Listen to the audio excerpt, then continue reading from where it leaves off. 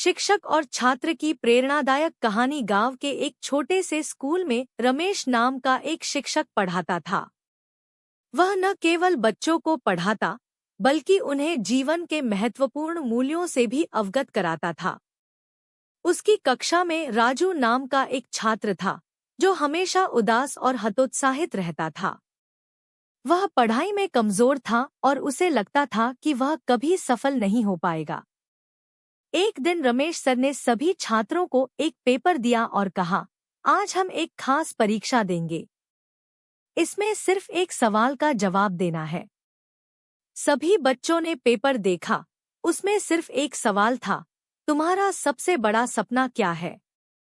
बच्चों ने उत्साह से अपने अपने सपने लिखे, लेकिन राजू चुप बैठा रहा।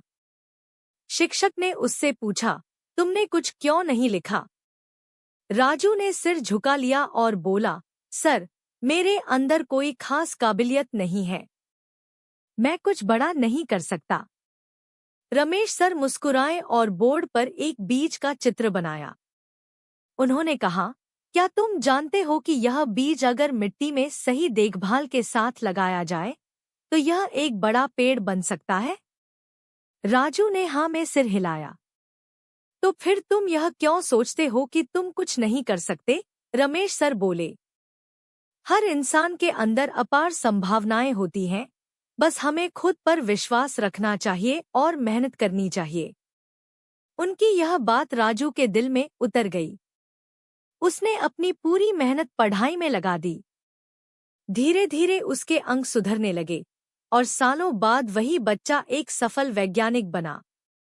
जब वह अपने गांव वापस आया तो सबसे पहले वह अपने शिक्षक रमेश सर के पास गया और कहा, सर, आपने सही कहा था। मैं भी उस बीज की तरह था, बस मुझे सही मार्गदर्शन की जरूरत थी। शिक्षा एक शिक्षक केवल पढ़ाने तक सीमित नहीं होता, वह अपने शब्दों से किसी के जीवन को बदल भी सकता है। हर व्यक्ति के अंदर प्रतिभा होती है, बस उसे पहचानने और निखारने की जरूरत होती है। सही प्रेरणा और मेहनत से कोई भी अपने सपनों को साकार कर सकता है।